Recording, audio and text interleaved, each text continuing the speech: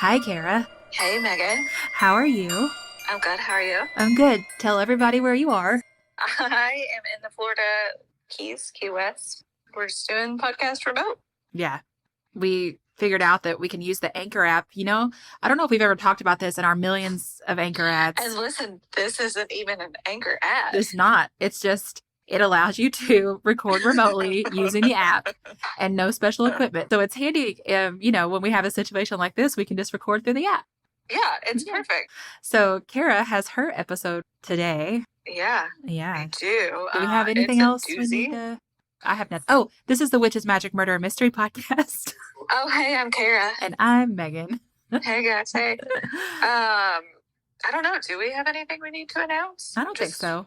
Working on some more merch. Yeah. Yeah. I think we're good. Okay, well, here we go. Okay. So I have an interesting story for you. I was just looking up all this stuff and came across this one randomly. I don't even know that he was supposed to be an embalmer or a mortician. Is that what they're called? I think a mortician. Yeah. Yeah. I don't even know that he was meant to be that in his job role. Oh, no. But he ended up doing that. How do you accidentally end up being a mortician? People loved him a lot, and they said that he was very good at his job. Oh. So I think that they just continued to let him do all the things. Okay. Yeah. No. Yeah, no. Okay, so his name is Bernie Tiede. I had to Google how to pronounce that because it's spelled Tiede.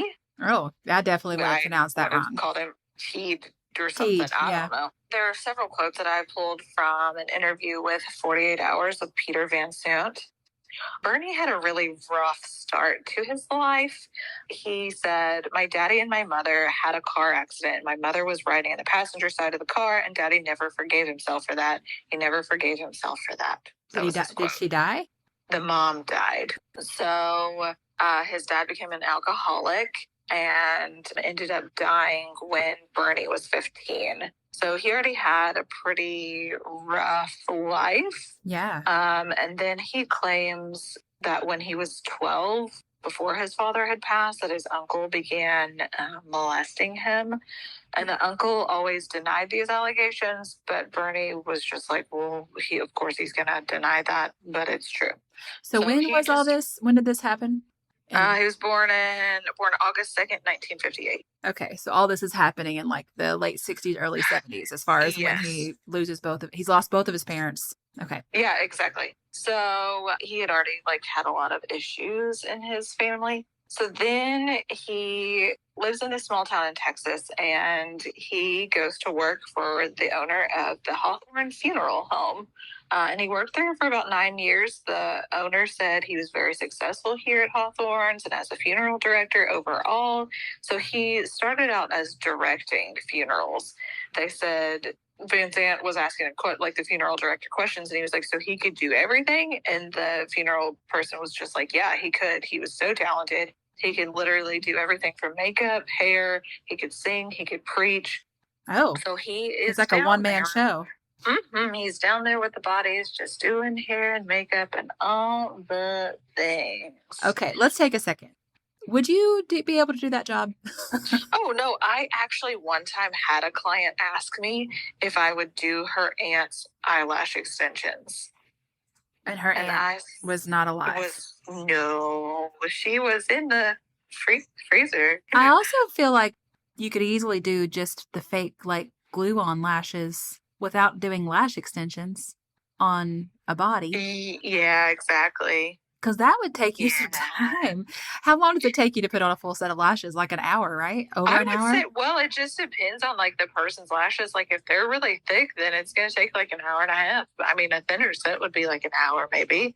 But I am glad there are people who exist. Obviously, the job needs to be done. Yes, yeah. Right. But no way. I would be a mess. Well, I would be afraid they would talk to me. Well, I was about to say, you would be haunted for sure. Yes. I feel like they would just sit up and be like, hey. Okay. You know the thing where bodies will randomly move? I mean, I guess by the time you get to this point, they they're not going to do that. But the whole thing where sometimes bodies still have air trapped inside them or something like that and they move, I would lose my mind. No. That actually happened like when my grandfather was in the hospital, and I was just like, what? Oh, God. It's terrifying. It is terrifying. Okay, so glad other people can do that. Yeah. Especially him. The funeral person was just like, he really knew how to take care of these families. And someone also said that it was like he was literally singing these people into heaven. So he would sit there and sing to them. Oh. I mean, it is not. You would feel comforted, right? There's somebody who's so good at it with your loved they're one. actually like taking care of your family members, and you feel like you can trust them with your deceased family members. You can't trust this man with your living ones. But Oh, yeah. Okay. Another person was quoted saying he had so many excellent qualities, and he was a gourmet cook. And so this kind of ties into what I'm going to tell you here in a second. Oh, that doesn't sound good. He was a cook, and that ties into the story. No, he doesn't cook people. Okay. Oh, God. What was that episode where that lady like barbecued her boyfriend's ribs? That was rough. Okay. So, and then everybody was just like, he was really well thought of among the little old ladies in town. And he just like, everybody knew him. He taught Sunday school. He was at the funeral home. He would be at like the local barbecues. And even like the district attorney was just like, we loved him. Like everybody was so glad that he lived in our community. Like I said, he enjoyed singing, so he was in the choir. He was active in schools there, so he started doing like school plays. And it says that the community just was infatuated with him. They just loved him so very much. And then people were like, you know what? Like he came into some money. He became super generous. He was so very sensitive to everybody's needs. He just started like giving out scholarships to all this stuff. Okay, so you're about to tell me that this guy turns bad, right? This prize-winning gentleman. He just sounds so great. Exactly. Oh, God. Yep. So in 1990, there was a banker and an oil man, Rod Nugent. He was just like, one of those crotchety old businessmen. Passed away. And Bernie is in charge of his funeral. Bernie says, I embalmed his body and got him ready for the funeral. And Mrs. Nugent arrives. He said, I met her, went over the arrangements with her, took her to the gravesite, we had the funeral service there, and then I took her back to her car. And then the 48 Hours guy is like, well, are you thinking to yourself, well, we've parted ways, we did some business, and I'll never meet her again. And Bernie says, well, no, because that's not how I conduct funerals. As I often do with widowers, I go check on them, go by the house, make sure they're okay. Oh, no. He's a full service. Full service. He for sure is. Yeah. He goes above and beyond. Yeah, he does. And below. Yeah, that's what he does. Oh, gross. It says that he just created a friendship by visiting her. It says Marjorie wasn't a huggy type person. Like I said, her husband was just kind of a crotchety old man, and so she was as well. She just, she was a crotchety old man. Yeah. She was a crotchety old man as well. Yep, exactly. So then this lady's talking to 48 Hours. She said that they were first cousins and they were somewhat close, and she claimed that Marjorie was super difficult. Wait, she was Marjorie's first cousin or Bernie's? Marjorie's first cousin, yep. She said, I think any of us can be difficult. I mean, as an old setting hen sometimes, which is what she was going to say. An old setting hen. Uh-huh. Great. Yep. So they're just talking about how she had tons of money. So she was 74 years old and had about $6 million. Oh, so she's 74 and he would have been what, in his like 20s? Oh, yeah. Or early 30s maybe? Yeah. Wow. Yeah. I mean, age is just a number. But exactly. I was going to say he would be in his 30s, right? I think he was. Yeah. So she's a widow and she's super elderly. So she's very vulnerable, and he's absolutely moving in. Exactly. So her first cousin was just like, I really kind of started feeling sorry for like the situation because it got kind of awkward. And then Bernie was like, I felt sorry for Marjorie. I really did. So then they started hanging out, and it said that they were the odd couple of this town in Texas. It said they'd go to the Cherokee Club, they'd go to the Jalapeno Tree, which are like little restaurants and like places you go out. Okay. I'm so uncomfortable. I know. So it says that they were just a pair to see, just quite the pair. Yeah, you'd notice. Yeah. And then it was not long before Marjorie was just like, you know what? I want more than a dinner date. I want you to hang out with me more. I want you to quit working at the funeral home, and I just want you to be around me more. Oh. So she hired him and started paying him a salary. To hang out with her? Yeah. Oh, bless her heart. Yeah. So clearly he was into the money situation. Mm-hmm. But he was just like, you know what? That's I'm aware that her money's out there. He said, but that's not part of the deal. That was not part of my wanting to be around Marjorie. Right. Yeah. They were like, well, there's parts of Marjorie's family that are like, we think that there's something that like this isn't it. So Marjorie's family was just like, this Bernie's a thief. Like, he is saying stuff about her that's not true. He saw her as like a weak victim. He stole her money. And then when people started to look into it, it got sketchy. One of the family members said, I think the fatal mistake my grandmother made is she ended up buying a $30,000 headstone from Bernie. And from that moment, he marked her. Oh, yeah, for sure. Yeah, and you're just like, well, I mean, who else is going to be there to take care of her when her whole family is living away from her? And he just like steps in and he's like, I got this. Yeah. But the town freaking loved him. Well, that's the other thing. And if you're a family who doesn't live near her, you're probably like, oh, there's this stand-up guy and lots of people love him. So, and it's nice that he's going to help take care of her. And nobody is thinking this 30-year-old guy is trying to hook up with my 70-something-year-old. He's just, it's like a grandma to him. Oh, God. Yeah. So like I said, he quit the funeral home, started working for her. He became her business manager, her travel companion. He would run errands for her. It said together they traveled the world, visiting Russia, Hong Kong, Egypt, Thailand, and tons of other places. They went on cruises. She bought him a Rolex and a house. He drove her to all of her things. He would go get her coffee, and every single day he would have lunch with her. He picked out her outfits for the day. He even plucked her chin hairs and clipped her toenails. Oh. I hope somebody plucks my chin hairs one day. I know. Right now, I'd do it myself. Well, the other thing I'm thinking about is how this is I can think of several, mostly like, because of their being celebrities, where it's like super old men with really young women. Oh, yeah, exactly. It's just so strange to think about it reversed. Well, yeah, that's so very true. And maybe that's why we're seeing it that way. Yeah. But part of me is like, get it, Marjorie. Well, whatever makes you happy, honey. Well, just wait. Just wait. Don't get it, Margie. No, she did. She actually, I don't think she got any of that. Oh, well, so I don't either.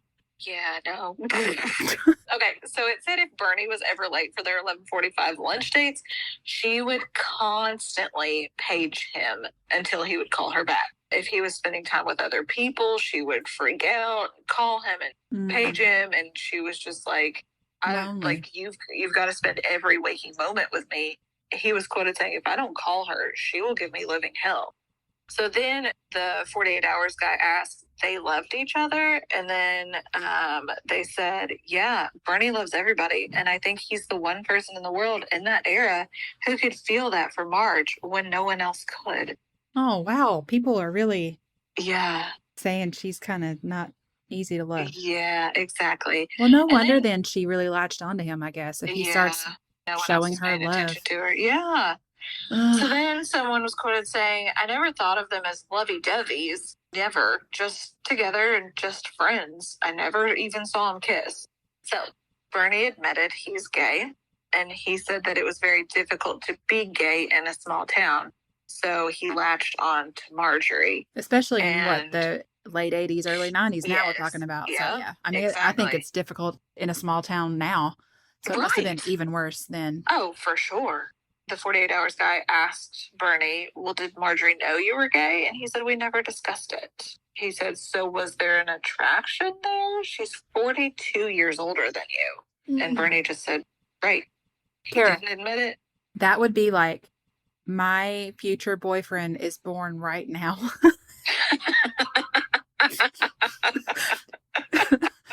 I'm 42.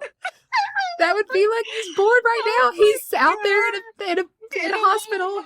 Oh, that's really not okay. That's not okay. God, that's terrifying. So then someone was quoted saying, I think the attraction for Marjorie with him was the same as it really was for everybody in our town. He was just a lovable guy. And when you spend time with him, you just want to hang out with him. You want more of his time. So they start going to Broadway, and they'd go up on a Friday, come back on a Sunday. They'd go to all the Broadway shows. And he started out as a mortician making $24,000 a year. And then he all of a sudden has all this money, Rolex watch that's probably more than what he made in a year. Oh my and God. He just was like going on all these adventures. So of course he was like, heck yeah, I love this.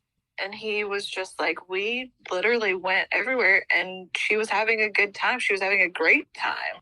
But then people were like, but he was kind of her manservant. Mm-hmm. He was hired to take care of her every freaking need, like literally from getting her coffee to trimming her toenails. Like this, just wow. She treated him as something else when he was just along for. But she's paying a lot of money. All that stuff. A lot of money to do those things. So. Exactly. But then people were like, you know what though? Like he kind of did a good thing though. Like she would pay him, and she showered him with all these gifts and clothes and cars and cash and trips. But he would turn around and he would give money for scholarships. He would do good things. He would help the needy. He would do all the stuff. He was generous with her money with the community. He wasn't like just doing crazy stuff with it. He wasn't like going and buying jet skis and right. But then people were like, like I mentioned, she's kind of a crotchety old lady. But then her granddaughter comes forward and is like, my grandmother was a very loving, sweet woman. She was kind. She loved telling stories.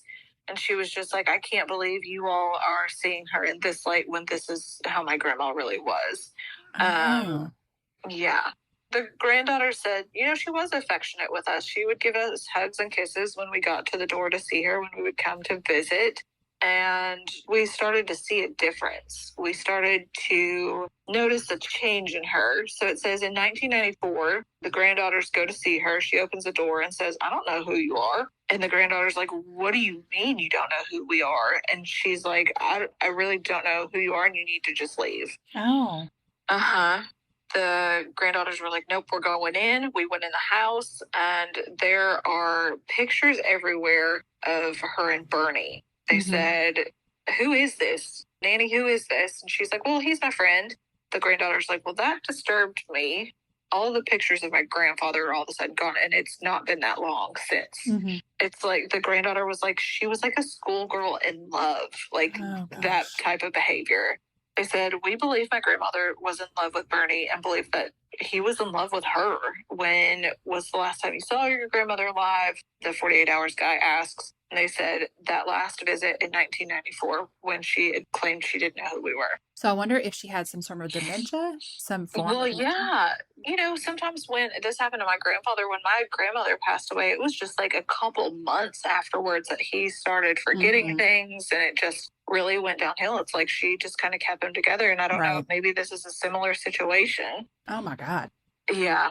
So then the granddaughter's like, I think this is the perfect example of a sweetheart scam.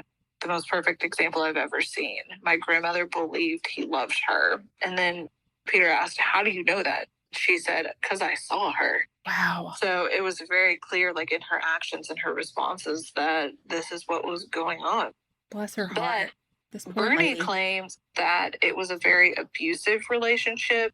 He said she was very mean-spirited and very abrupt with me. She was very abusive. It was just like being in a cage. And he was just like, we were in a heated discussion, and I told her, I can't do this anymore. I can't be your friend anymore. I just can't do this.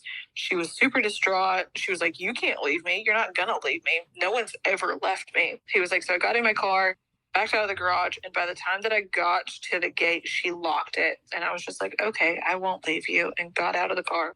So then they asked him, well, just why didn't you park your car and jump over the gate and run away if you're this much of a victim? And he was like, but I can't get away from this woman. Also, she pays me a lot of money, you guys. Exactly, right. And then they were just like, he's just kind of stuck here. Mm-hmm. And they were like, do you feel trapped? Or did you feel trapped? And he said, yes, I did. Well, it's clear who the real victim is here, Kara. Bernie. Poor yeah. Bernie. I mean. Yeah, I mean, why would we even think otherwise? Of course.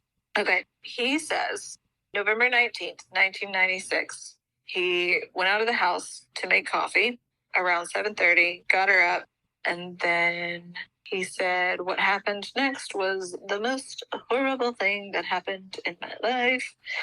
He said, I had caused the death of somebody that I loved. He shot her dead with a .22 caliber rifle. By accident? Or no, he just lost it. After he got her up for breakfast, then made him snap? Did something happen? But listen, well, he just was tired of the bullshit, really. Like, months later, nobody really knew what had happened because they would see him, Bernie, in church and stuff, and they'd be like, where's Grandma? What's happening? And he would just be like, oh, she's not feeling good today, or she's having one of her little spells. Months, Megan, months. Yeah, they said every Sunday he'd come sit right beside me and give me a full report on Marjorie. Oh. And they were like, what are you thinking? He said Alzheimer's, in the hospital. Bernie was just like, it was just a really difficult time for me. And so the granddaughter was like, Mama would tell us what he'd been saying. And I was like, Mama, are you crazy? He's either got her locked up in the house, poisoning her, or he's already killed her. Well, that's what I'm thinking about, too. I'm like, this went on for months and none of her family went to check on her. Yes. And she was like, if I had gone to the police and then I was proven wrong, I would have been laughed out of this town because people loved him chance. So much. Exactly. Oh. So I'm not blaming the family. I know we all make the best decisions we can with the information we have at the time, but good Lord. Yes. 9 months later, Megan, 9 months, the family finally went to the local sheriff's office. They were like, I got a call from my dad. He and I drove down, and it's clear that no one's been there for a very long time. So at Marjorie's house. So he's not even living at the house? Nope. Oh, wow. So the girl said, my grandmother was a child of the Depression. She did not waste food. If she was leaving to go out of town, she would take the food from the fridge and put it in the freezer. She said, I want to check the freezer. I want to see if Grandma really did leave and go somewhere because she would have put all the food in there. Oh, yeah. So she said she walked up to the freezer and there's tape on it. Popped open the freezer and there's Grandma. Oh, what a horrible way to find her. Especially because I bet they weren't at all even thinking that would happen, right? They were actually just looking for food. Oh, what a terrible... Right, they were looking to see if she had stored the food in the freezer. Oh, my God. Yep. That's horrible. So her cousin that was talking earlier in the interview, she said, how could you come to my house, eat my food, sing hymns, and my cousin is over there in her deep freeze? So he would go to the cousin's house and hang out with her. Yeah, so he's clearly just no conscience whatsoever. And then everybody's like, well, there's no question in anyone's mind. He is for sure the one that did it. Well, yeah. So yeah, with all these stories he's been telling, clearly. Yeah. So then the law enforcement and everybody in Texas started getting all these weird messages. People in the community were going in and saying, Bernie's a really good guy. If he killed her, he had a reason for doing it. What? And people were like, what? Are you kidding me? Some people were quoted saying, hey, let him go. Some people are saying, put him away for life. So they were just going back and forth. I cannot imagine how, I don't care how popular and likable a person is. Yes. He killed an old lady, put her body in the freezer, and then lied about it for months, made up these wild stories about what she was doing. Are you kidding me? That is not a person that needs to be out there walking around with the rest of us. Well, and unfortunately, he continued to spend her money while she was dead in the freezer. Oh, my God. Yeah. So then people were like, just go easy on Bernie. And people were like, what? So then, Did you hear how crotchety she was? yeah, did y'all know she was rude to him? She wasn't So nice. then, exactly. So then he and his attorney asked for a change of venue because it was all over the town. They got one.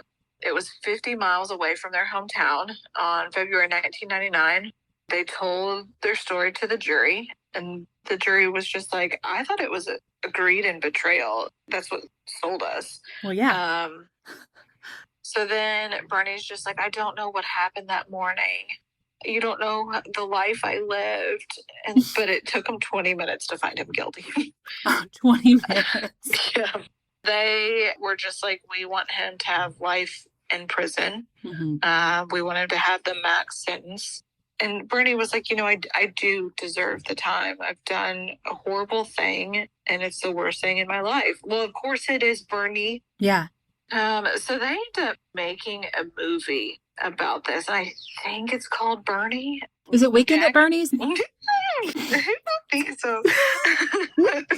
No? Okay. No, Jack Black actually ended up playing his character. Really? Yeah. And Jack Black actually wanted to meet him. He wanted to talk to him. And he said, Jack Black is quoted saying, I wanted to come and meet you. I just think it's important. If I'm going to play a real person, that I should meet you. And Bernie said, okay. I love to be around people. I'm just a people person. And Jack Black was like, I just want to know what makes you tick. How did you feel after you murdered her? What is happening? Because, he's trying to get into the role, but he's also like, what the, Yeah. If you're meeting with this person, you want to know. May as well ask. Yeah. He was just like, I felt like I wasn't even a part of the shooting. I felt like I wasn't even there. And I think it's a disassociative episode. I think it's a classic case of kind of a disassociated moment. I just don't recall anything. What about the 9 months you spent lying and making up stories? Were you disassociated then, Bernie? Yeah, exactly. Mm-hmm. Yeah. He claims it was an involuntarily shot her. He said there was really no connection to it. Okay. Okay. So he claims he didn't plan on killing her, but he just was completely fed up. When he was convicted, his life sentence ended up getting thrown out, and a new sentencing trial was ordered. They ended up releasing him for prison while they're waiting on this new trial. What? Uh-huh. What do you mean? He's in prison for murder. We're just going to let you be free? Exactly. Yep. What? Yeah. He said, lots of miracles have happened in my life. As he's out and about creating this new life, he joined a gay men's choir, became a regular at another church. And people just said our folks surrounded him like mother hens, just loving on him when he got out. Oh my God. So 2 years after he's freed, his new sentencing trial began. They moved it to Henderson, Texas, because Bernie had so many friends in that little town. I don't understand. What? It's just a sentencing trial, right? It's not an actual trial again. Yeah. Isn't this absurd? I don't understand. It seems like he's found guilty for murder. He had served 16 years. He was in there for 16 years and he got out because he got that new trial. They took it to a new place. So they were like, yeah, 16 years. I'd say he had served enough time. Oh my God. Yeah. So then he was just chatting with people, and they were just like, there's dramatic versions of Marjorie's murder that have been told over the big screen in the courtroom.